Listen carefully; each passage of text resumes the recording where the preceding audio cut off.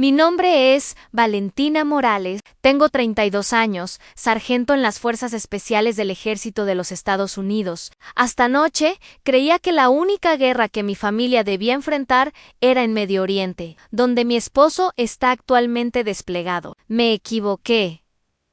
Jamás imaginé que una cena en la mansión de mis suegros en Lomas de Chapultepec terminaría con mi suegra, Elena Cristina, dándome una bofetada tan violenta que mi cabeza golpeó contra el panel de madera de roble de la pared, y mi cuñada Isabela escupiendo sobre mi uniforme mientras su hermano, Rodrigo, se reía y filmaba todo el degradante espectáculo en mí.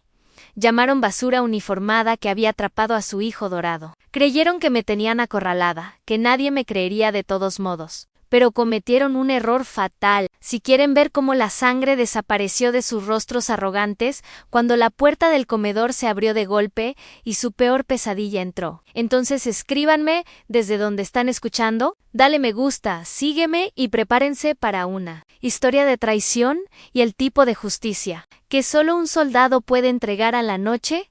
Comenzó. Con una actuación digna de un Oscar, una dulzura mortal colgaba en el aire del inmenso comedor de los Mendoza, pesada, intrusiva como perfume barato. La sala misma era un monumento al dinero viejo y la hostilidad silenciosa, con techos tan altos que parecían tragar cada sonido y retratos de ancestros de miradas severas que parecían juzgar cada uno de mis respiros en Elena Cristina de Mendoza. Mi suegra interpretaba su papel a la perfección. Me sirvió una copa de Chardonnay caro. El cristal frío sudaba en mi mano. Su sonrisa era una máscara cuidadosamente construida que nunca alcanzaba el frío ártico de sus ojos. Cada movimiento estaba calculado, desde el destello de su brazalete de diamantes hasta la forma precisa, casi quirúrgica, con la que cortaba su filet mignon. Solo queremos realmente entender tu mundo, querida, ronroneó, su voz suave como seda, pero debajo, tensa como un cable trampa. Era una técnica clásica de interrogatorio,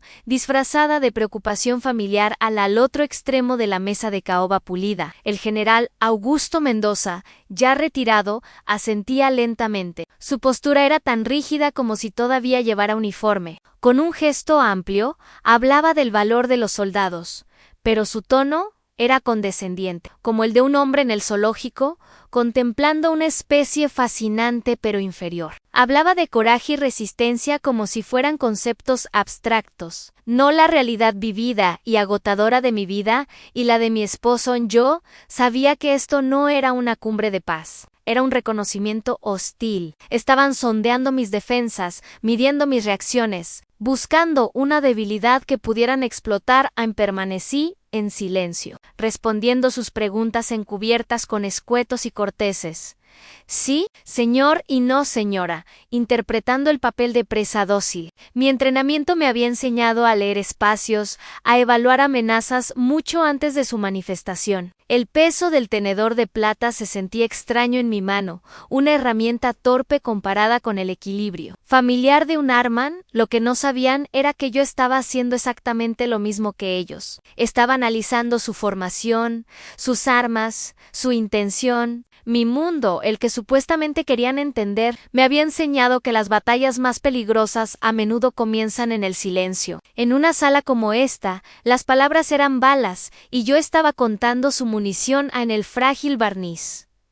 Finalmente se rompió cuando Isabela Mendoza, la hermana de Santiago, disparó el primer tiro. Había estado jugando distraídamente con su comida toda la noche, una expresión aburrida y desafiante en su rostro. Con un tintineo suave, dejó su tenedor, un sonido que cortó el silencio opresivo. Contempló casualmente su manicura, luego lentamente levantó la mirada y me miró a través de sus pestañas. Una mirada lenta, descarada. Simplemente no entiendo que ve Santiago en alguien tan ordinaria, dijo. La palabra goteaba desprecio. El ejército debe haberte quitado toda feminidad. ¿No es así? Esa fue la señal. El ataque había comenzado. Elena Cristina inmediatamente apoyó la posición de su hija como un equipo de asalto perfectamente sincronizado. Exactamente eso me preocupa, concordó, colocando una mano preocupada sobre su pecho en un gesto de teatralidad impecable. Valentina, Mi hijo necesita una esposa que brille en galas benéficas, que pueda organizar eventos de recaudación de fondos, no alguien que solo sepa sostener un rifle. Sus palabras colgaban en el aire, filosas y feas, robándole oxígeno a la sala. Cada parte de mi entrenamiento, cada fibra de mi disciplina gritaba por mantener la compostura, no darles la reacción emocional que anhelaban. Un objetivo emocional es un objetivo fácil.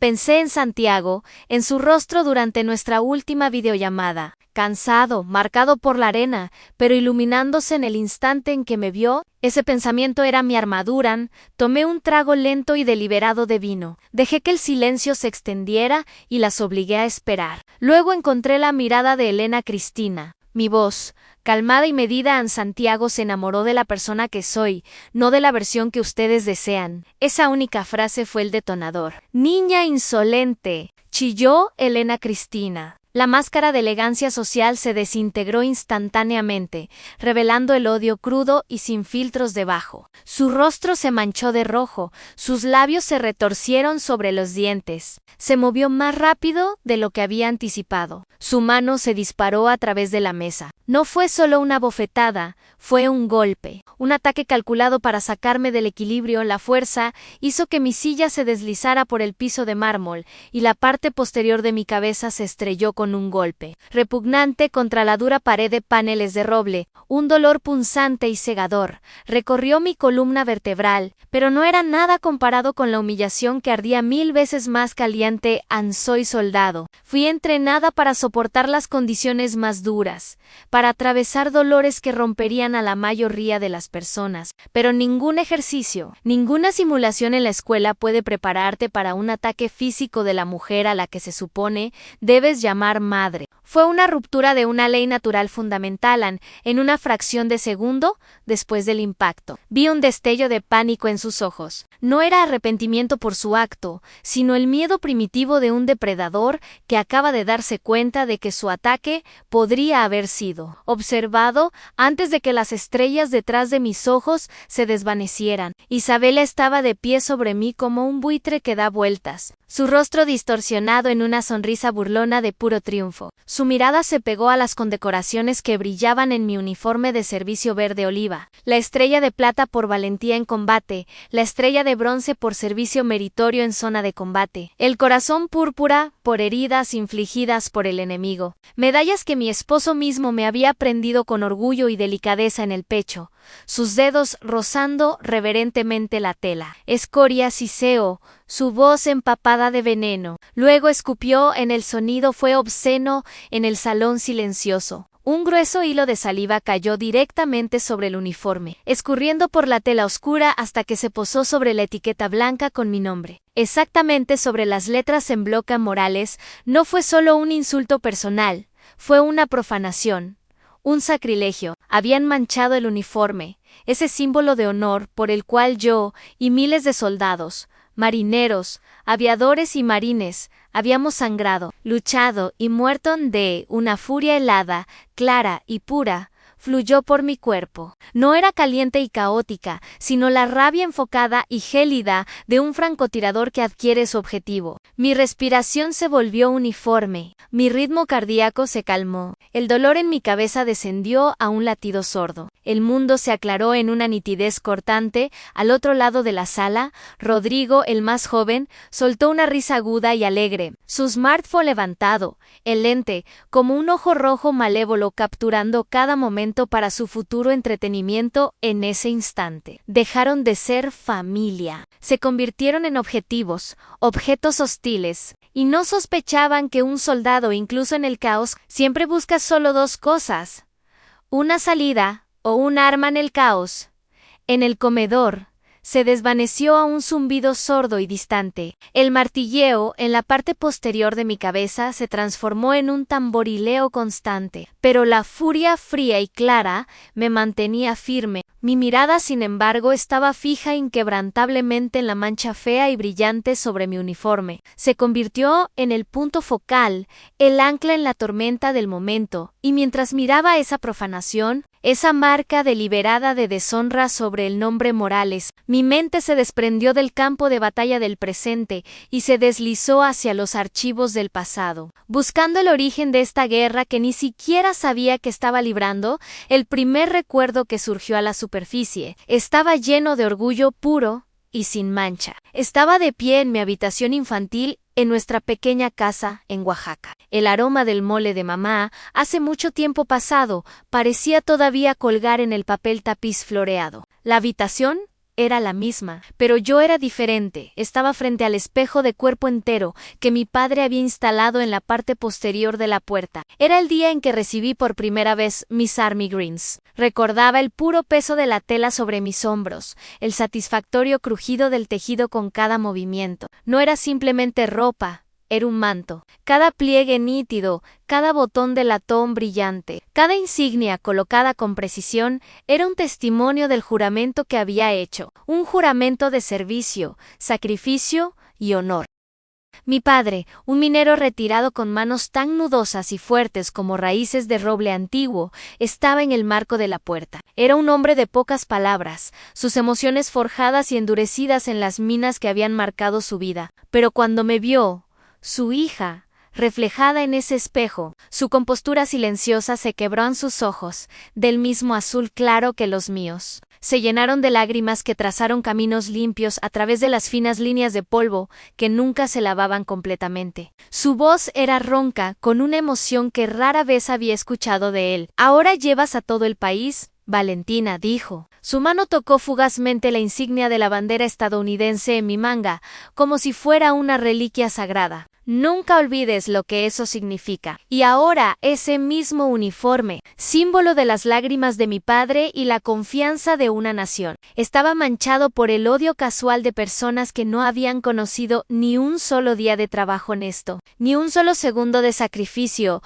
por alguien más que ellos mismos. El contraste fue un golpe físico, tan real y doloroso como el que Elena Cristina acababa de darme.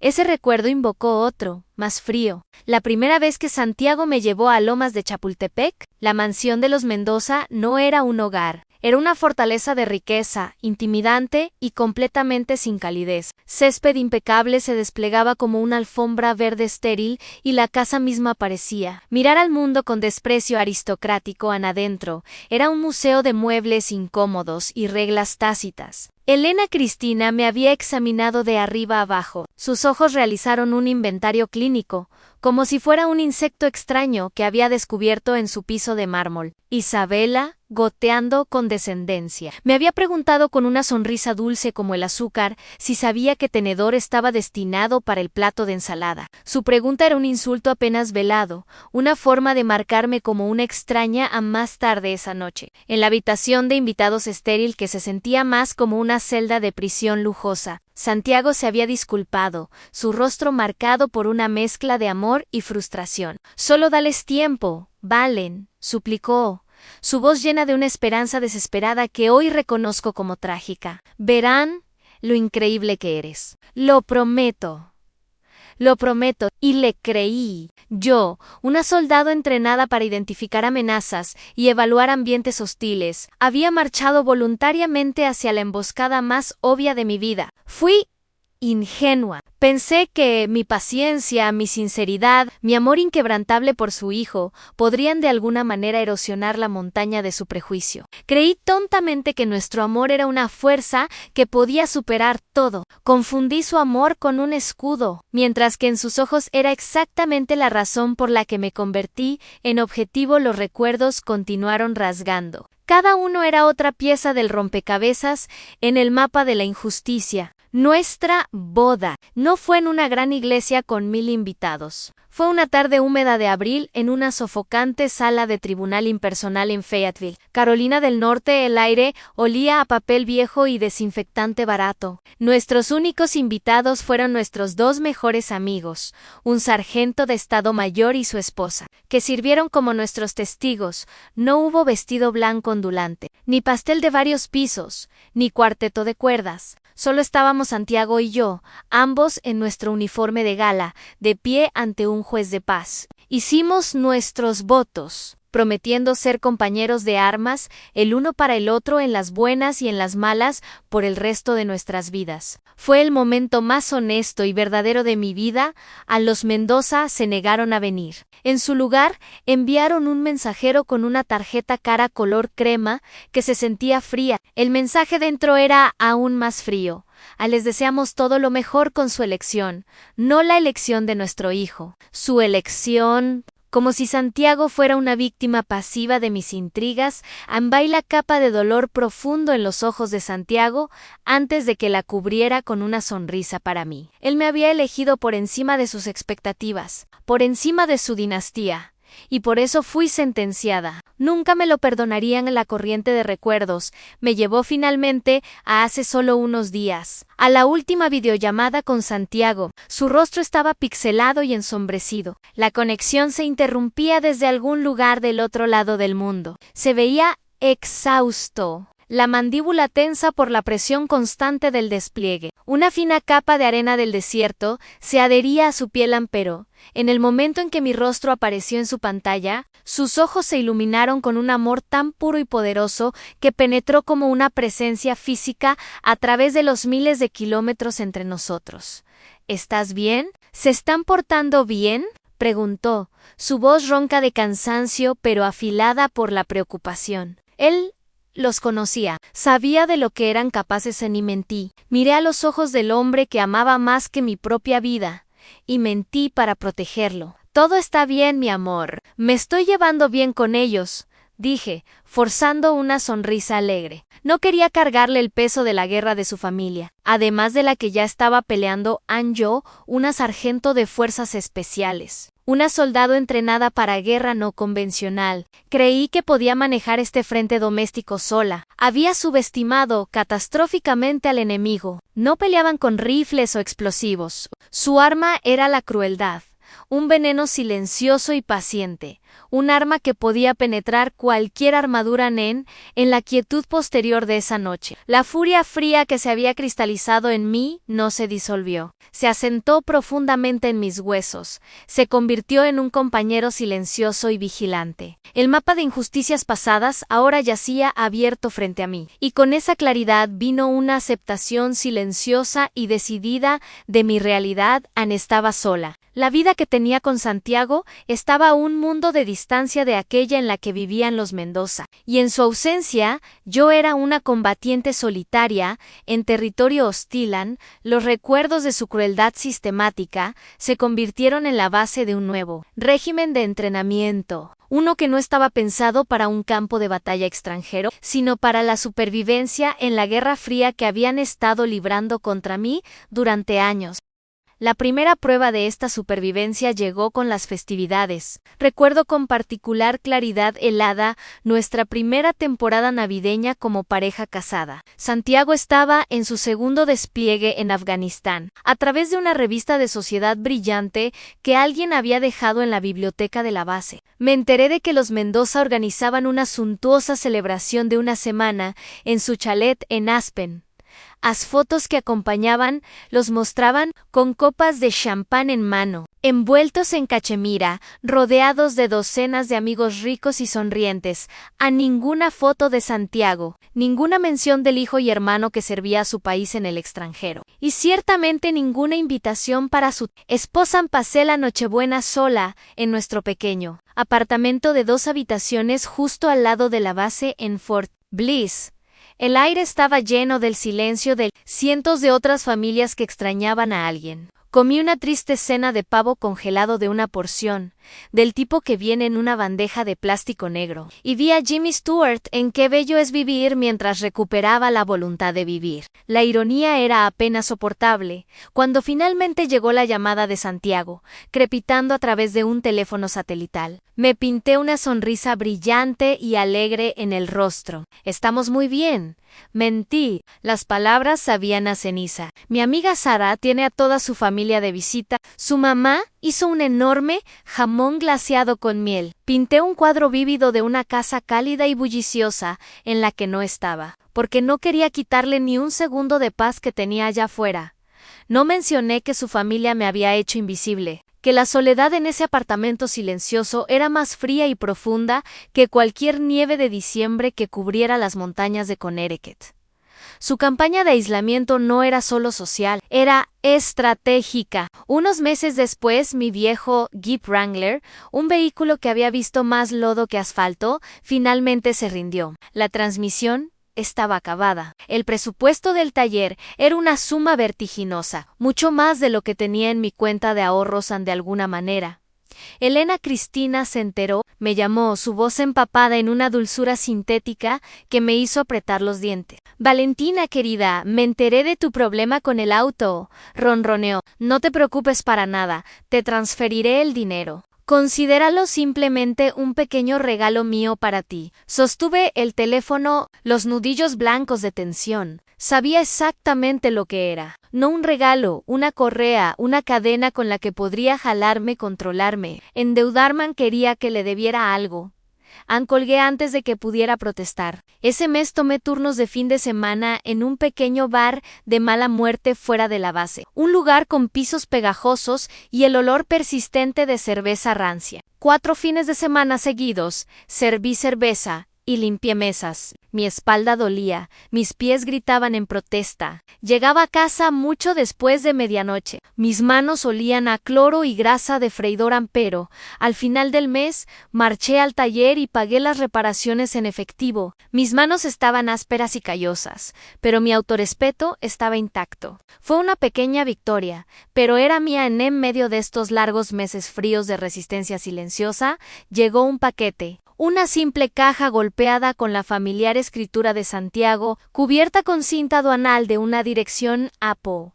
Mis manos temblaron ligeramente mientras la abría. Adentro, envuelta en papel periódico arrugado, yacía una calina de seda en el azul cerúleo más brillante que jamás había visto. Suave e imposiblemente cálida sobre la piel en adjunta, había una carta escrita a mano en una hoja de papel arrugado. Compré esto en un mercado cerca de la base, escribió. El anciano que me lo vendió dijo, este azul es el color de la esperanza ante.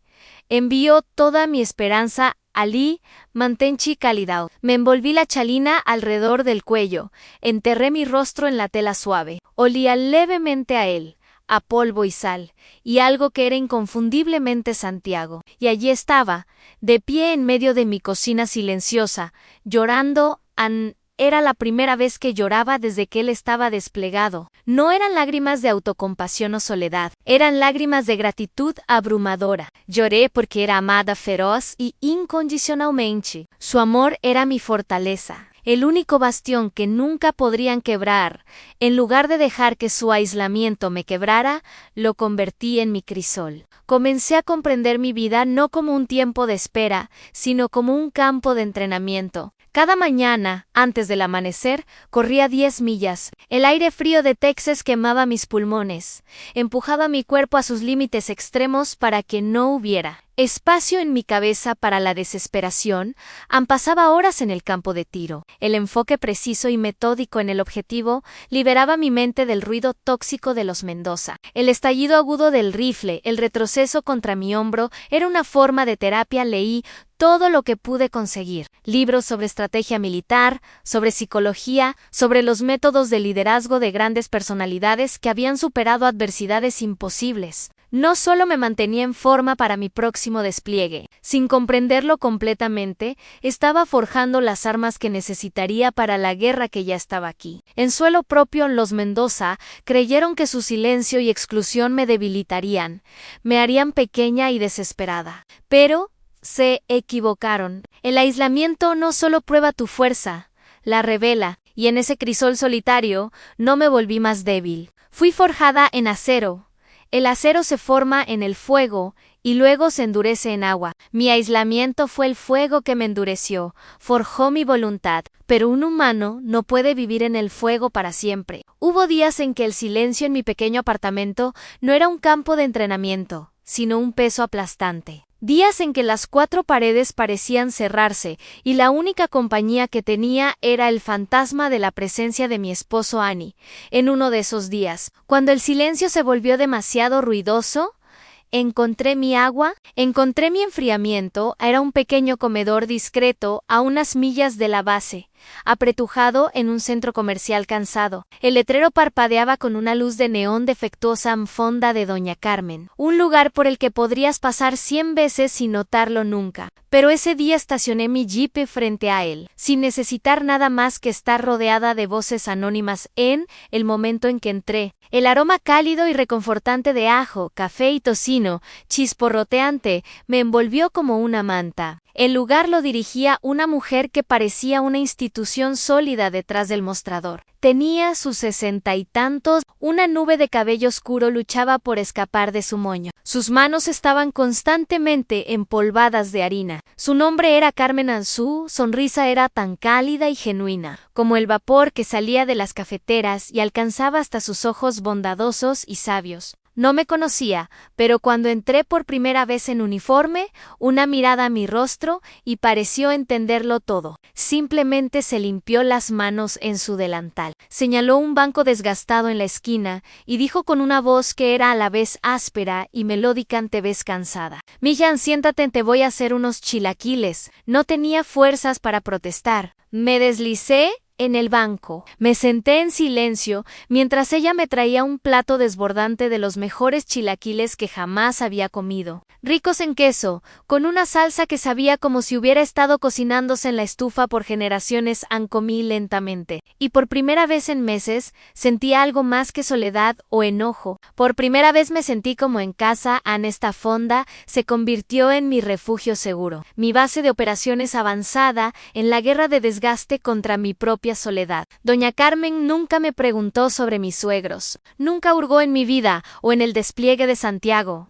pero lo sabía. Una mujer cuyo propio esposo, un sargento mayor de comando, había sido asesinado por una bomba en la carretera en Irak. Tenía un sentido infalible para las heridas invisibles que los soldados y sus familias cargan.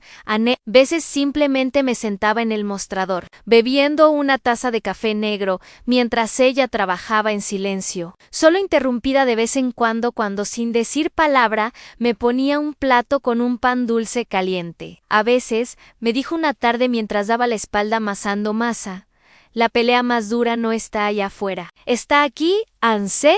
Tocó el pecho con la mano enharinada. "Pero eres una luchadora, mija. Lo veo en tus ojos". Esa simple afirmación, ese reconocimiento silencioso de una casi extraña, significó más para mí que cualquier cumplido vacío que el general Augusto jamás hubiera pronunciado. Ella no veía a la buscadora de oro que Elena veía. No veía a una soldado socialmente torpe. Veía a una guerrera. Me veía a mí. Mi segundo aliado apareció en el lugar donde combatía mis demonios, el gimnasio de la base. Era un sargento mayor retirado llamado Raúl, una montaña de hombre que había perdido su pierna izquierda debajo de la rodilla por un IED en Afganistán. Se movía con un ligero paso rítmico sobre su prótesis de alta tecnología y se convirtió en mi compañero de entrenamiento no oficial y muy reacio. Raúl nunca me ofreció ni una chispa de compasión. La compasión era una debilidad para la que no tenía tiempo. En su lugar, me ofreció un desafío. Cuando me veía en el banco de press, ladraba: "¿Eso es todo lo que tienes, Morales? El enemigo no espera a que tomes un descanso para tomar agua". Me empujaba, me insultaba, competía conmigo. Entre series, compartíamos historias de guerra, las divertidas, las estúpidas y a veces las que todavía dolían. Nos comunicábamos en el lenguaje áspero y sin filtros de los soldados, un vínculo forjado del sacrificio compartido y el humor oscuro.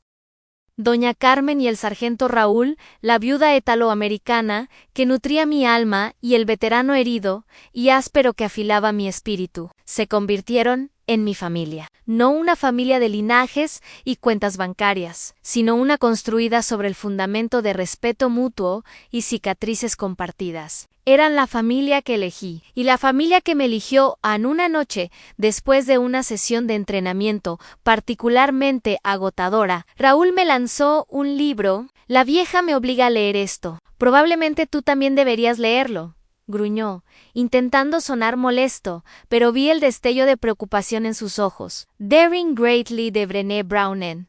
Esa noche no dormí. Leí Devoré cada palabra. Me vi a mí misma en cada página en la estoicidad, la negativa a mostrar debilidad, la armadura que había construido tan cuidadosamente alrededor de mi corazón. Reconocí que mi silencio, mi determinación de llevar todo sola, no era solo fuerza, también era una forma de miedo. Miedo de ser una carga, miedo de ser vista como débil. Brown escribió: la vulnerabilidad no significa ganar o perder. Significa tener el coraje de aparecer y ser vista cuando no tenemos control sobre el resultado. Las palabras me golpearon como una fuerza física. Me dieron permiso de sentir algo más que enojo o determinación. Me dieron permiso de ser humana. Y me hizo pensar en todas las Carmens y Raúles allá afuera, en las personas que entran en nuestras vidas y se convierten en la familia que necesitamos. Justo en el momento en que más las necesitamos, ansí tienes a alguien en tu vida, alguien que te vio cuando te sentías invisible. Entonces, dale me gusta ahora en honor a esa persona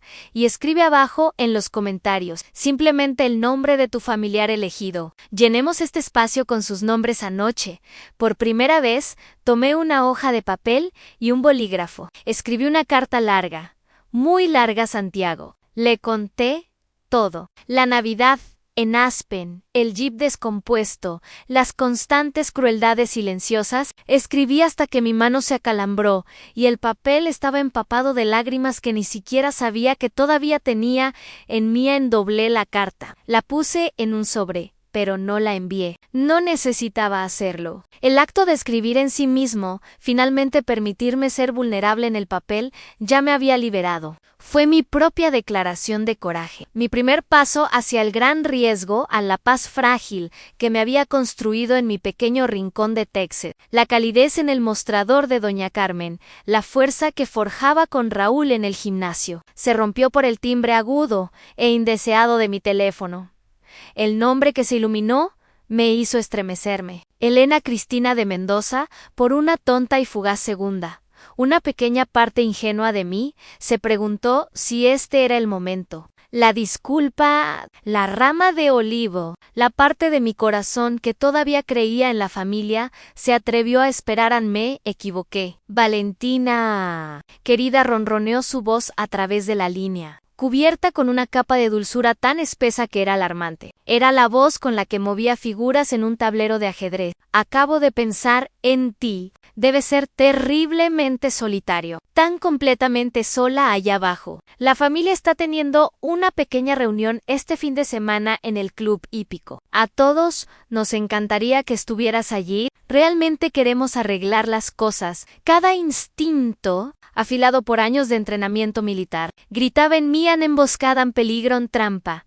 Esto no era una rama de olivo, era cebón. Pero entonces las palabras de Brené Brown resonaron en mi cabeza, en el coraje de aparecer y ser vista. Me había estado escondiendo, sobreviviendo en mi exilio autoimpuesto, pero el coraje no significaba evitar la pelea, significaba elegir los propios términos para el enfrentamiento. Mis términos habían cambiado, ya no aparecería esperando aceptación. Esta vez iría en una misión de reconocimiento, reuniría inteligencia. Eso es muy considerado de su parte, Elena Cristina, respondí, mi voz perfectamente calmada y controlada. Con gusto, asistiré. Cuando se lo conté a Doña Carmen, estaba limpiando el mostrador en la fonda. El trapo se detuvo en el aire. Sus ojos cálidos se llenaron de profunda preocupación maternal. Extendió la mano sobre el mostrador y apretó mi mano. Ten cuidado, mija, susurró en voz baja y seria. Un lobo nunca cambia su piel. Solo aprende a usar mejor piel de oveja. El Club Hípico de México era la arrogancia encarnada de los Mendoza, un templo expansivo del dinero viejo, ubicado en las afueras de la ciudad. Caballos de pura sangre relucientes se paseaban en los establos. Los miembros, uniformemente vestidos de blanco brillante y lino azul marino, deambulaban por los jardines cuidados, hablando en ese tono peculiarmente nasal de la élite. un sonido que siempre me hacía apretar los dientes en los. Mendoza me recibieron con besos al aire que nunca tocaron piel y con sonrisas tan brillantes y falsas como circonia cúbica. Mientras me guiaban a través de la multitud, sentí las olas del juicio que me seguían. Yo era un cuerpo extraño en su mundo impecable. Mi sencillo vestido azul marino y mi postura militar fueron examinados por 100 pares de ojos.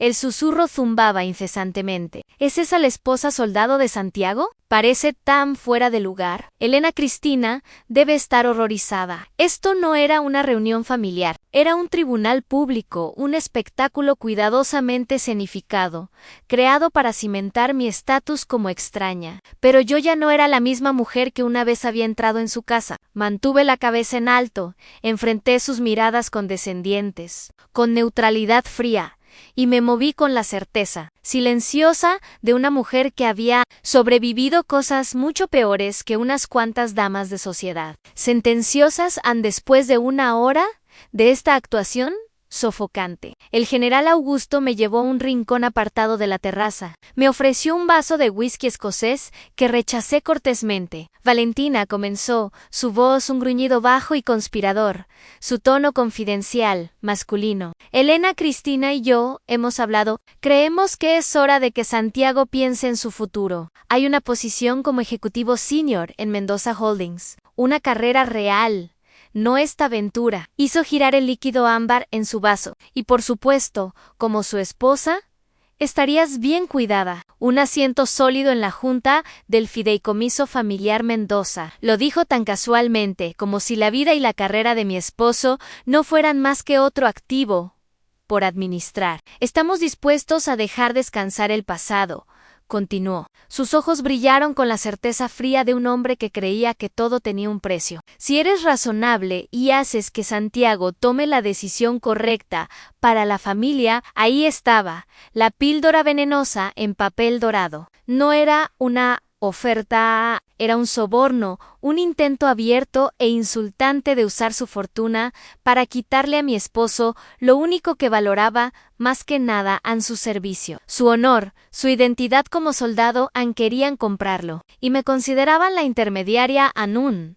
Furia fría y pura subió en mi pecho. El honor de mi esposo no está en venta, general, dije, mi voz baja pero dura como acero, a la máscara de amabilidad falsa se deslizó de su rostro y fue reemplazada por un destello de ira cruda. Su mandíbula se tensó, justo cuando estaba a punto de hablar, Rodrigo apareció a su lado con su sonrisa untuosa. Sostenía su smartphone en alto, como si fuera a tomar una selfie, pero su pulgar flotaba sobre el botón de grabar. Vi la pequeña luz roja parpadear. Eso es muy ingrato, Valentina, dijo Rodrigo, su voz lo suficientemente alta como para que el grupo cercano de amigos de Sterling pudiera escucharlo. Mi familia te tiende la rama de olivo y simplemente la rechazas. En ese momento, toda la operación se me hizo cristalina. La llamada dulce, la reunión pública, la oferta envenenada. Era un ataque coordinado. Querían provocarme a un estallido emocional que Rodrigo pudiera filmar y luego editar. Una narrativa sobre la proletaria inestable y agresiva que no apreciaba su generosidad. Vi del rostro complaciente de Rodrigo a la ira hirviente de Augusto. No levanté la voz. No les di la satisfacción. Simplemente sostuve su mirada. Entiendo, dije, mi voz calmada y analítica. Esta es una operación psicológica. Una muy amateur. Luego les di la espalda a sus rostros desconcertados y furiosos. Y me fui. Los dejé de pie en la terraza, su plan desmoronado. Su cebo intocado la batalla estaba lejos de terminar, pero acababa de ganar un combate decisivo. Y sabía con absoluta certeza que su fracaso solo los haría más desesperados.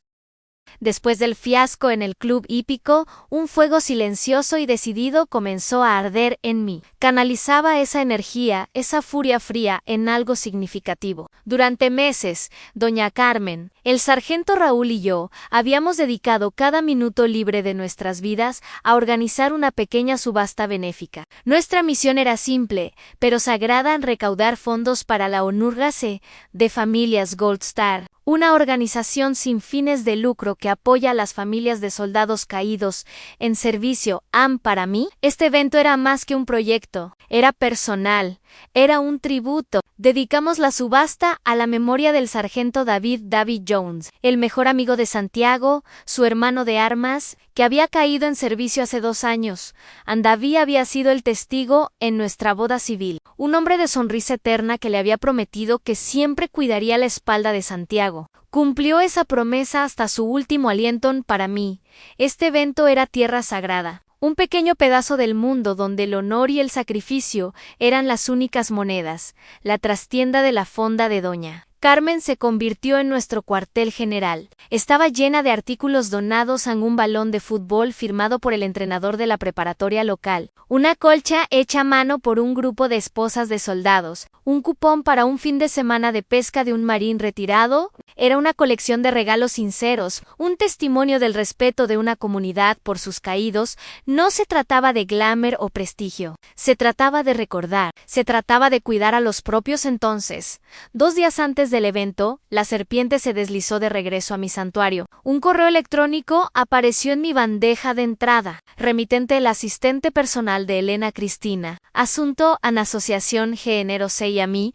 corazón se hundió incluso antes de abrirlo. El correo electrónico era repugnantemente alegre, escrito en frío lenguaje corporativo. La señora Mendoza se complace en anunciar su intención de convertirse en patrocinadora principal de su maravilloso evento. Comenzaba, ya dispuesto que el logotipo corporativo de Mendoza Holdings aparezca prominentemente en el banner del escenario principal y en todos los materiales del evento. Además, un equipo de relaciones públicas estará en el sitio para documentar la Género C, esa contribución de la familia para los medios. Tuve que leerlo 3 veces. Mi visión se nubló, las palabras se difuminaron, pero su significado era brutalmente claro. No estaban ofreciendo ayuda, estaban escenificando una adquisición hostil. Querían pegar su logotipo corporativo corrupto sobre la memoria de David. Querían usar el duelo profundo de las familias militares como telón de fondo para relaciones públicas. Una sesión de fotos barata para limpiar su imagen pública. Estaban tratando de comprar entrada a un mundo de honor que nunca entenderían. Y al hacerlo, lo estaban profanando. Querían escupir sobre algo que para mí era sagrado. Eso fue todo. La última frontera había sido cruzada. La represa cuidadosamente construida de mi autocontrol, que había contenido años de ofensas, insultos y crueldades, finalmente se rompió. No llamé. No escribí un mensaje. Subí a mi jeep y conduje. El viaje de 2 horas a Lomas de Chapultepec fue un túnel borroso. No escuché la música en la radio. No vi la belleza otoñal de los bosques. Todo lo que vi fue rojo. Una furia fría, enfocada y táctica se posó sobre mí. Esto ya no era una disputa familiar, esto era una profanación. Y acababan de declarar la guerra contra la memoria de mis amigos. No toqué la puerta. Simplemente empujé la pesada puerta de roble de la mansión Mendoza y entré. La familia estaba reunida en la enorme sala de estar, bebiendo cócteles por la tarde, riendo de algún chiste insustancial. Levantaron la vista, sus sonrisas se congelaron cuando me vieron. Debo haber parecido el ángel de la muerte mismo. Fuera de mi evento dije, mi voz era profunda, libre de toda emoción. Fría y afilada como un témpano de hielo, Elena Cristina se recuperó primero. Soltó una pequeña risa condescendiente, un sonido tintineante que me atravesó hasta la médula. No seas tan ingenua, Valentina. ¿Te estamos ayudando?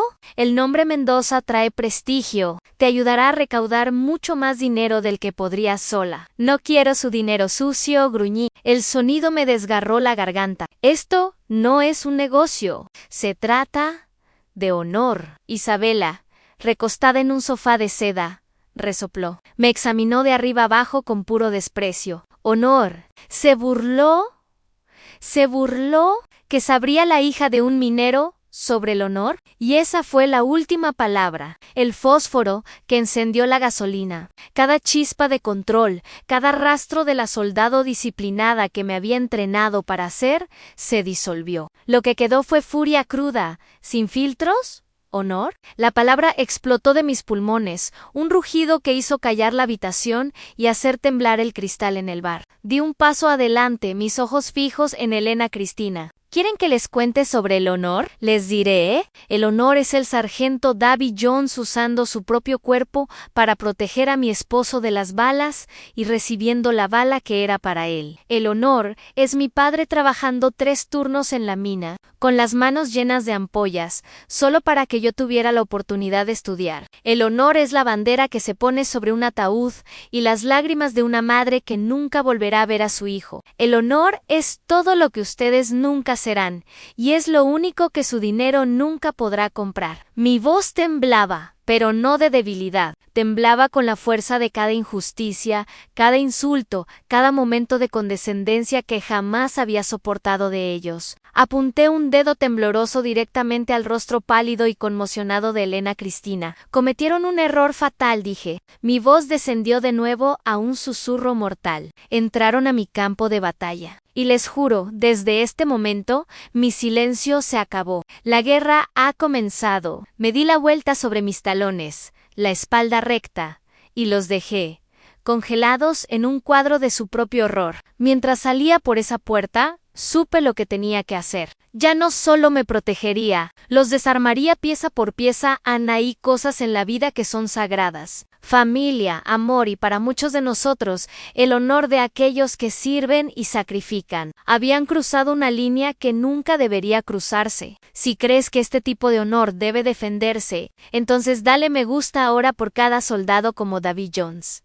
Y en los comentarios, solo quiero ver una palabra escrita, una que los Mendoza nunca entenderán. Honoran sabía que ya me habían subestimado antes. Pero ahora no tenían idea de qué enemigo acababan de crear en el viaje de regreso de Lomas de Chapultepec a Fort Bliss. Fue un túnel silencioso de 2 horas de luces de autopista y concentración meditativa. La furia explosiva que se había desatado en la sala de estar de los Mendoza se había enfriado, cristalizado en algo mucho más peligroso. En con certeza fría, clara y táctica. Mis emociones habían sido una debilidad, ahora eran combustible. La guerra estaba declarada. Entonces, ¿cuál era mi primer movimiento? En cada operación militar, el primer paso es asegurar la base y reunir los propios recursos. Mi apartamento, pagado por un fideicomiso que los Mendoza controlaban, era territorio comprometido. Así que no fui a casa. Fui al único lugar que sabía que era seguro. Entré en la fonda de Doña Carmen justo antes de que cerrara por la noche. Raúl estaba sentado en el mostrador, bebiendo una taza de café negro. Ambos levantaron la vista cuando entré, y la pregunta estaba en sus ojos. No tuvieron que decir nada. Lo vieron en mi rostro. Necesito una base de operaciones segura, dije. Mi voz plana profesional era el mismo tono que usaría en un briefing de misión. Y necesito a mi equipo. Carmen no vaciló ni un segundo. Simplemente asintió, se quitó su delantal empolvado de harina y lo colgó en un gancho. La fonda es tuya, dijo. Lo que necesites. Raúl empujó su taza de café a un lado y me lanzó una mirada sombría y decidida. Solo danos nuestras órdenes, sargento. Con mi centro de comando establecido, era hora de llamar a mis especialistas. No llamé primero a un abogado. Eso sería un arma convencional para una pelea convencional. Esto era algo diferente. Saqué mi teléfono e hice la llamada más importante de la noche. Sonó 2 veces antes de que una voz familiar, ligeramente traviesa, contestara en habla. Dijo: «Oye, Wizard». Respondí. Una pequeña sonrisa cruzó mi rostro por primera vez ese día. «Aquí, Ali. Necesito un poco de tu magia». Wizard, el sargento Márquez Torres, era una leyenda en la comunidad de inteligencia de señales. Habíamos servido juntos en un despliegue hace años. Era el tipo que podía sacar un fantasma de una máquina. Le di un resumen breve y sin adornos de la situación. No preguntó por detalles, no cuestionó mis motivos. Lo único que preguntó fue: ¿estás segura? Lo estoy, confirmé. Bien, envíame la dirección IP de su red principal. Considéralo hecho. Ali colgó. Esa era la belleza de la hermandad de soldados. La lealtad es la configuración predeterminada. No tiene que ganarse 2 veces a unas horas después. Estábamos los 3 sentados en la pequeña oficina trasera abarrotada de la fonda, rodeados de cajas de pasta y latas de tomates. Mi laptop hizo ping, un enlace encriptado de Wizard. Hice clic Introduje la contraseña que me había enviado y comencé la descarga. Era un archivo masivo, terabytes de datos. ¿Qué es eso?, preguntó Carmen, mirando por encima de mi hombro. La munición, respondí, era todo. Grabaciones de cada cámara de seguridad en y alrededor de la mansión Mendoza, que se remontaban 6 meses. Las siguientes horas, Raúl y yo nos sentamos en silencio. El único sonido era el zumbido del viejo refrigerador y el clic del ratón mientras trabajaba a través de los archivos de video. Carmen nos suministraba café fresco sin cesar. Era peor de lo que jamás hubiera imaginado. Vimos un best-of de su desprecio. Vimos a Elena Cristina hablando por teléfono con una amiga, burlándose de mi acento de Oaxaca. Vimos a Isabela tirando directamente a la basura el pequeño regalo navideño reflexivo que le había hecho, una primera edición de su libro favorito, que había encontrado laboriosamente en una librería de viejo con una expresión de puro desprecio. Vimos al general Augusto, en una conversación con un colega, referirse al matrimonio de su hijo como una vergüenza temporal. Y luego encontramos las grabaciones de esa noche. La noche de la emboscada, todo en alta definición, desde 3 ángulos diferentes. La bofetada, la saliva que aterrizó en mi uniforme, la risa maliciosa de Rodrigo, las palabras frías y crueles, la conspiración en Raúl, un hombre que había visto lo peor de la humanidad en el campo de batalla, exhaló un suspiro lento y pesado, sacudió la cabeza, sus ojos clavados en la pantalla. «Dios santo», murmuró, su voz espesa de disgusto. «Esto no es una familia, es un maldito sindicato criminal». Ver esa evidencia cruda e indiscutible fue como echar sal en una herida, pero también fue clarificador. Quemó la última duda, el último resto de sentimentalismo. Convirtió mi determinación en algo inquebrantable.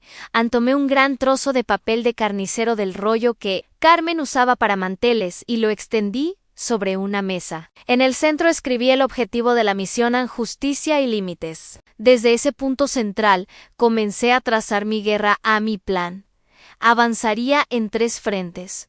El primer frente era legal. Necesitaba un abogado, pero no cualquiera. Necesitaba a alguien que se especializara en casos de abuso doméstico y acoso, y preferiblemente un veterano. Alguien que entendiera el lenguaje del honor y no se dejara intimidar ni por el nombre Mendoza, ni por su equipo de abogados de alto precio. El segundo frente era guerra de información. Mi estrategia era simple: sumergirme, mantener silencio de radio absoluto y dejarlos hacer el primer movimiento. Tenían el video editado de Rodrigo, pensaban que era su as bajo la manga, pero mi material sin editar de múltiples ángulos no era solo un arma, era una bomba táctica atómica que solo se detonaría cuando pudiera causar el máximo daño estratégico. En las palabras de Sun Tzu, que había escrito en una nota adhesiva años atrás y pegado en el espejo de mi baño, me vinieron a la mente: conoce a tu enemigo y conócete a ti misma, y en 100 batallas no estarás en peligro. El tercer y más crítico frente era personal. Tenía que informar a Santiago. Merecía escuchar la verdad sin adornos directamente de mí, no a través de las mentiras retorcidas de su familia. Sabía que una llamada telefónica sería demasiado arriesgada y demasiado emocional. Estaba en un ambiente hostil. Tenía que permanecer concentrado en su misión, no en una guerra en casa. Así que abrí mi cliente de correo electrónico encriptado y redacté un mensaje a su dirección segura. Lo escribí como un informe de situación conciso, factual, directo. Expliqué que la situación en el frente doméstico se había intensificado, que había ocurrido acción hostil de su familia, que había asegurado evidencia y estaba iniciando contramedida. Le aseguré que mi seguridad personal estaba garantizada y le pedí que permaneciera. Enfocado en su misión, terminé el mensaje con "te amo". Over and out. Presioné enviar. Ninguna parte de mí dudó que lo entendería. Éramos más que esposo y esposa. Éramos camaradas. Confiaría en mi juicio. Confiaría en que tenía la situación bajo control. Esta era mi pelea para comenzar, pero sabía con cada fibra de mi ser que estaría allí para ayudarme a terminarla. Los Mendoza, acorralados y en pánico, cometieron un error táctico clásico. Subestimaron a su enemigo. Mi silencio no era debilidad, era disciplina. Era la calma antes de la tormenta. Y ellos en su arrogancia corrieron directo hacia ella 2 días después de mi visita. Mi abogado, un coronel retirado de la Marina llamado Jackson, un hombre con la quietud tranquila y depredadora de un francotirador, me reenvió un correo electrónico que había recibido. Los Mendoza convocaban una conferencia de prensa en la oficina de Nueva York de su poderoso bufete de abogados. A mi amigo de inteligencia de señales ya había hecho su magia. Me envió un archivo encriptado con la lista de invitados y los puntos de conversación de la conferencia de prensa. Exactamente como lo había predicho. Habían invitado a un puñado de periodistas que les eran favorables y se preparaban para presentarme como una agresora, inestable y codiciosa. En el corazón de su presentación sería el video cuidadosamente editado de Rodrigo, que me mostraría como la villana impredecible. Ann Wizard envió un mensaje de seguimiento. Planean una ejecución pública. Ali, ten cuidado. Escribí una breve respuesta. No, están preparando mi ejecución. Wiz, están construyendo mi escenario. El día de la conferencia de prensa, el coronel Jackson y yo llegamos al rascacielos elegante y sin alma en Midtown Manhattan. No entramos. Esperamos en el Town Car negro estacionado al otro lado de la calle, observando mientras el grupo selecto de periodistas entraba al edificio Ondes. Desde mi puesto de observación, podía ver la sala de conferencias a través de las grandes ventanas de vidrio, un escenario, un podio y una pantalla enorme detrás. ¿Mi campo de batalla? ¿Está lista para esto, sargento?, preguntó Jackson, su voz un gruñido profundo. No había vacilado ni un segundo cuando le mostré los videos sin editar. Solo había sentido y dicho: ¿bien? Ahora los tenemos. Sí, señor, dije. Mi corazón latía un tamborileo constante y rítmico contra mis costillas. La operación está en marcha. Observamos mientras el clan Mendoza tomaba sus lugares. Elena Cristina, vestida de Chanel negro profundo, se secaba ojos secos con un pañuelo de seda. El general Augusto estaba rígido a su lado, la imagen perfecta del patriarca injustamente difamado. Rodrigo e Isabella se mantenían al fondo, sus rostros formados en máscaras de aflicción actuada. Era una puesta en escena magistral. Elena Cristina se acercó al podio. Su voz temblorosa de duelo ensayado llenó la sala. Es con el corazón más pesado que nos vemos forzados a abordar estos desafortunados asuntos familiares públicamente. Comenzó, su voz se quebró. Siempre hemos intentado dar la bienvenida a la esposa de nuestro hijo, pero su reciente inestabilidad ha creado una situación que es tanto dolorosa como peligrosa. Esa fue nuestra señal. Jackson le dio un casi imperceptible asentimiento a nuestro conductor. Salimos del auto, no nos apresuramos. Caminamos con determinación medida a través de la calle y hacia el vestíbulo. Mientras subíamos en el elevador, sentí la adrenalina correr por mis venas. No la adrenalina caliente y caótica de un tiroteo, sino la oleada fría y clara de un plan perfectamente ejecutado. Justo en el momento en que Elena Cristina decían: tenemos video de su ataque sin provocación que ahora les mostraremos. Las pesadas puertas de la sala de conferencias se abrieron de golpe en cada cabeza. En la sala giró bruscamente hacia la entrada. Un jadeo colectivo atravesó las filas de reporteros. El clic de las cámaras cesó. Por un momento hubo un silencio absoluto y ensordecedor. En el marco de la puerta estaba el capitán Santiago Mendoza. Uniforme de gala de la Fuerza Aérea. La chaqueta azul oscuro, los pantalones azul claro, la camisa blanca, la corbata negra, la hebilla pulida de su cinturón brillaba bajo la luz de la sala de conferencias. Las medallas en su pecho, la estrella de bronce, el corazón púrpura, eran un testimonio silencioso de un mundo de honor que estas personas en la sala nunca entenderían. Había venido en un vuelo especial del ejército, aterrizado hace solo unas horas. Se suponía que debía estar a miles de millas de distancia. El color desapareció de los rostros de los Mendoza. Fue un espectáculo espectacular. La mandíbula de Elena Cristina cayó. Su máscara cuidadosamente construida de duelo se hizo añicos en 1000 pedazos. Los ojos de Isabela se abrieron en puro horror. Rodrigo retrocedió, tropezando un paso como si hubiera recibido un golpe. El rostro del general Augusto, usualmente una máscara de autoridad estoica, se puso pálido y enfermizamente blanco en su peor pesadilla. Acababa de cruzar la puerta en uniforme de gala completo. Los ojos de Santiago se deslizaron por la sala, fríos y duros como granito. Antes de fijarse en su familia, caminó hacia adelante. Sus pasos resonaron en el silencio aturdido. No me miró. Todavía no. Su enfoque estaba completamente en el enemigo. Madre, dijo, y su voz cortó como una navaja por el aire. Baja, y sin embargo portaba una autoridad que llenó toda la sala. Creo que han omitido algunos detalles esenciales en su historia. Caminó directamente al podio y se paró junto a su madre temblorosa. Luego se volvió hacia los reporteros atónitos.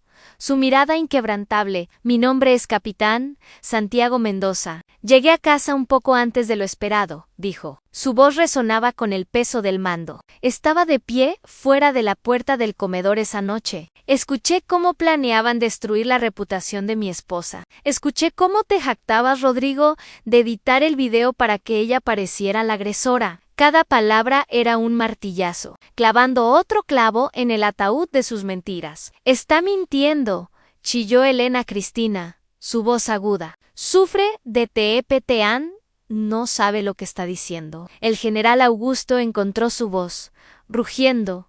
Mi hijo está enfermo. Este es un asunto privado. Los reporteros explotaron en un caos de preguntas. Santiago levantó una mano, y la sala cayó inmediatamente en silencio nuevamente. Miró a su padre, un destello fugaz de algo como lástima en sus ojos. Luego desapareció, reemplazado por determinación helada. Tal vez, dijo Santiago, su voz descendiendo a un tono peligrosamente calmado, deberíamos revisar los eventos completos y sin editar de esa noche, solo para aclarar todo. Le dio un asentimiento apenas visible en nuestra dirección, la señal del coronel Jackson. El coronel, moviéndose con la precisión económica de un viejo soldado, se adelantó, sacó una pequeña unidad USB de su bolsillo y la insertó en la laptop, conectada al proyector a la pantalla enorme detrás de los Mendoza, que hasta ahora había mostrado el logo de su bufete, parpadeó y cobró vida. Eran las grabaciones de seguridad AN, sin editar, sin procesar, desde 3 ángulos diferentes. Toda la sala contuvo la respiración. Vieron la bofetada, vieron la sonrisa maliciosa de Isabella mientras se inclinaba, vieron el acto repugnante de escupir sobre mi uniforme, escucharon cada palabra cruel y calculada, cada amenaza, cada chillido agudo de odio. El clic de las cámaras se reanudó, esta vez un fuego constante como ametralladoras. Los rostros de los reporteros eran una mezcla de conmoción y repulsión. Elena Cristina emitió un sonido ahogado y se hundió en su silla, el rostro enterrado en las manos. Isabella cubrió su rostro, volteándose de la pantalla como si pudiera esconderse de sus propios actos abominables. Rodrigo, el valiente pequeño cineasta, parecía una rata acorralada. Sus ojos se movían frenéticos por la sala, buscando una salida que no existía. El video terminó. Santiago se apartó del podio, caminó directamente hacia mí. Ignoró a los reporteros, ignoró a su familia rota. Tomó mi mano, su agarre firme e inquebrantable, y luego se volvió una última vez hacia el podio. Su voz sonó clara e inconfundible para todos en la sala. Ella es mi familia, declaró. Sus ojos fijos en los de su padre, y acaban de declarar la guerra contra ambos. La victoria no es un solo momento explosivo, es una onda de choque.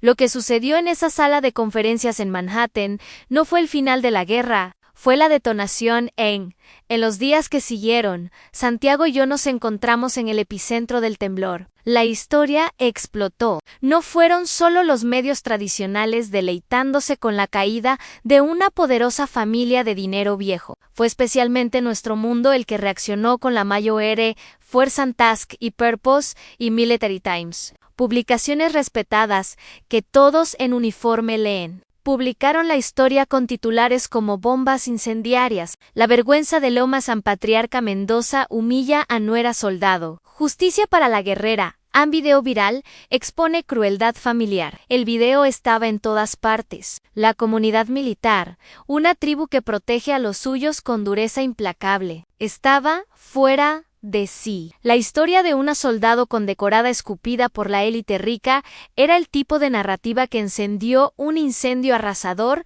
Las consecuencias para los Mendoza fueron rápidas y brutales. No tuvimos que mover otro dedo. La maquinaria de la opinión pública, una vez puesta en marcha, hizo el trabajo por nosotros. El general Augusto fue forzado a renunciar de las juntas directivas de 3 compañías de defensa. Mendoza Holdings se enfrentó a llamados de boicot. La familia se retiró detrás de los altos muros de su fortaleza en Lomas de Chapultepec, pero el daño estaba hecho. Su nombre, una vez símbolo de poder, ahora era sinónimo de vergüenza en Santiago, y yo elegimos el silencio. Rechazamos cada entrevista y dejamos que la verdad de ese video hablara por sí misma, pero la victoria pública es algo diferente a la paz privada. La noche después de la conferencia de prensa, de regreso en nuestro pequeño apartamento cerca de Fort Bliss, la adrenalina finalmente cayó de nosotros, dejando un cansancio profundo y agotador. El silencio en la habitación era pesado, lleno de todo lo que no tenía que decirse. Santiago no me soltó, simplemente me abrazó, sus brazos firmes alrededor de mí, mientras nos sentábamos en nuestro sofá desgastado. Sentí un ligero temblor apenas perceptible que recorría su cuerpo. No era solo ira, era tristeza. Esta era su familia, su sangre, y acababa de presenciar su completo colapso moral, y se vio forzado a exponerlo ante el mundo entero. Un hijo nunca debería tener que hacer eso. Lo siento, Val, susurró en mi cabello, su voz espesa y quebradiza. Lamento no haberte protegido de ellos antes. Me recosté. Miré a sus ojos, a la tristeza profunda que yacía allí. Estuviste ahí cuando más importaba, dije en voz baja. Volviste a casa. Elegiste el lado correcto, compañero. Una pequeña sonrisa dolorosa cruzó su rostro. Siempre, dijo Neso, fue todo lo que necesitábamos. En ese momento, el ruido del mundo exterior se desvaneció. Solo éramos nosotros, 2 soldados en el eco silencioso de una batalla ganada, comenzando a contar los costos. Una semana después, un sobre color crema impecable llegó por mensajero desde la oficina del coronel Jackson. Era de Elena Cristina, redactado por su equipo legal. Era una obra maestra de la no disculpa, llena de frases vacías, legalmente protegidas, como profundo pesar por la desafortunada secuencia de eventos y sincera esperanza de reconciliación familiar. Ni un rastro de arrepentimiento genuino. Era la carta de una CEO abordando una crisis de relaciones públicas, no la de una madre hablando a su hijo y su esposa esa noche. Santiago y yo llevamos la carta al pequeño patio trasero, manchado de nuestro edificio de apartamentos. Nos paramos junto a la parrilla comunitaria oxidada, mientras los últimos rayos del sol de Texas pintaban el cielo en tonos naranjas y púrpuras. La leímos una última vez. Las palabras vacías sabían a ceniza en nuestras bocas. Incluso antes de que se quemaran, Santiago sacó su encendedor Zippo, el mismo que había llevado en 3 despliegues. Con un clic de su pulgar apareció una pequeña llama constante. La sostuvo en la esquina del papel caro. Observamos cómo el fuego se alimentaba. Los bordes se enrollaban y las mentiras cuidadosamente construidas se ennegrecían. Las llamas devoraron los profundos pesares y consumieron la esperanza de reconciliación, hasta que no quedó nada excepto un esqueleto frágil y brillante de cenizas. Ya no hay vuelta atrás, dijo Santiago, su voz baja, pero decidida. Las últimas chispas se elevaron en el crepúsculo, flotaron lejos y desaparecieron. Construiremos nuestra propia familia, Valané, a partir de ahora. Tenía razón. Pero el último paso fue hacer esta separación oficial, convertir nuestra frontera emocional en una fortaleza legal. El coronel Jackson redactó el acuerdo. Los términos no eran negociables. Los Mendoza debían publicar una disculpa pública formal, redactada por nosotros. Debían hacer una donación considerable de 7 cifras a la organización de familias Gold Star para la que habíamos organizado la recaudación de fondos. Y la condición más importante en Gauna, una orden de no contacto permanente y legalmente vinculante. Cualquier intento de contactarnos directa o indirectamente sería considerado acoso y traería graves consecuencias legales, afirmaron sin luchar. No tenían otra opción. Habíamos erigido una zona desmilitarizada alrededor de nuestras vidas, una línea que nunca podrían cruzar nuevamente en los días silenciosos que siguieron, pensé mucho sobre el perdón. Hay un pasaje en la Biblia, en el Evangelio de Mateo, sobre perdonar 70 veces 7. Solía pensar que eso significaba que tenías que dejar que la gente volviera a tu vida una y otra vez. Ya no lo creo, los perdoné. No porque lo merecieran, no porque lo pidieran, los perdoné porque yo merecía paz. Aferrarse a tanto odio es como cargar una mochila llena de piedras en una marcha de 20 millas. Solo te pesa. Brené Brown escribió: la vulnerabilidad no significa ganar o perder, significa tener el coraje de aparecer y ser vista cuando no tenemos control sobre el resultado. Mi perdón significó que dejé ir el peso de mi odio, no que abrí la puerta para ellos nuevamente. Algunas puertas deben permanecer cerradas. Deben ser cerradas con llave, atrancadas y barricadas. No por ellos, por nosotros. Las cenizas de esa carta y las de nuestra vida anterior se asentaron 6 meses después en la tierra, rica y oscura, de Virginia. Dejamos Texas. Con el dinero del acuerdo y nuestros ahorros, compramos un pequeño pedazo de tierra, profundamente enclavado en las montañas Blue Ridge. Nuestro nuevo hogar era una cabaña de troncos, sólida y sin pretensiones, con un amplio porche que daba a un vasto valle, sin el lujo de lomas de Chapultepec, sin mármol frío, sin arte pomposo, solo la majestuosidad silenciosa de montañas antiguas y un cielo lleno de estrellas que te quitaba el aliento. Esta era nuestra nueva base de operaciones avanzada, nuestro santuario. Aquí hacíamos las reglas. Cada mañana nos sentábamos en ese porche con tazas de café humeantes, observando cómo la niebla se elevaba del valle y respirando aire que olía a resina de pino y tierra húmeda. Era un tipo de paz que nunca había conocido, un silencio tan profundo que sanaba heridas de las que ni siquiera sabías que tenías. Los fantasmas de los Mendoza no podían alcanzarnos aquí. Su mundo de susurros venenosos y crueldad calculada no podía existir en un lugar como este en Santiago. Fiel a su palabra, continuó sirviendo, pero en un nuevo papel. Tomó un puesto como instructor principal en una academia cercana, moldeando la próxima generación de soldados. Su guerra había terminado. Su nueva misión era transmitir su conocimiento y yo, después de muchas noches largas bajo ese cielo tachonado de estrellas, también encontré mi nueva misión. Fundé una organización sin fines de lucro, un pequeño proyecto que creció de las partes más profundas de mis propias cicatrices. Lo llamé Proyecto Vanguardia. Dirigimos retiros intensivos de supervivencia y resiliencia, exclusivamente para mujeres soldados en nuestra tierra, en medio de estas montañas. Les enseño las habilidades que me salvaron. Les enseño a orientarse por las estrellas cuando todo su equipo falla. Les enseño a encender un fuego bajo lluvia torrencial cuando están frías y exhaustas. Y sobre todo, les enseño a reconocer y repeler a un enemigo que no usa uniforme, el que te sonríe a través de la mesa mientras planea tu destrucción. Tomé mi campo de batalla personal y lo convertí en un campo de entrenamiento para otras. Tomé mis cicatrices y las convertí en un mapa. La vida encontró su ritmo, un latido hermoso y confiable en el cambio de estaciones, el trabajo duro de cuidar la tierra, la alegría silenciosa de construir una vida juntos desde cero. Entonces, en una tarde clara de otoño, todo cambió de nuevo. Santiago estaba afuera, el golpe rítmico de su hacha partiendo leña. Lo observé por un momento desde el porche, el hombre fuerte y constante que era mi anclan. Respiré profundamente y salí. Capitán, dije, mi voz uniforme y formal aunque una sonrisa jugaba en mis labios. Tengo un informe de situación para usted. Hizo una pausa, clavó el hacha en el tronco. Con el antebrazo, se limpió el sudor de la frente y se volvió hacia mí. Una mirada interrogante en sus ojos. Adelante. Sargento, reporta. Encaminé hacia él, tomé su mano callosa, que olía a madera, y la puse plana sobre mi vientre.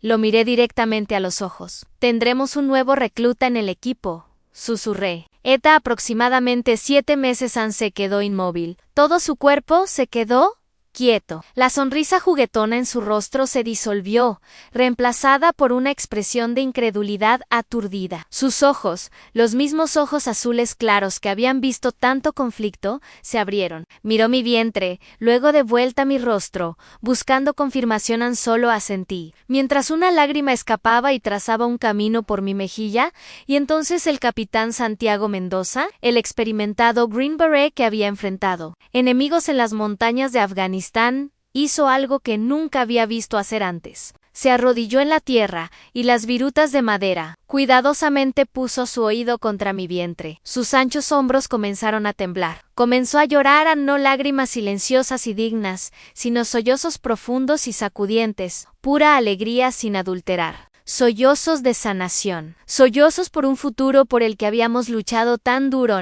Más tarde esa noche, mientras nos sentábamos en el porche, observando un atardecer ardiente desvanecerse sobre los picos de las montañas, recosté mi cabeza en su hombro. Sabíamos cuál era nuestra próxima misión. Criaríamos a este niño según un nuevo código, el protocolo Morales. Regla número 1, en la lealtad es lo más importante. Siempre defiendes a tu equipo.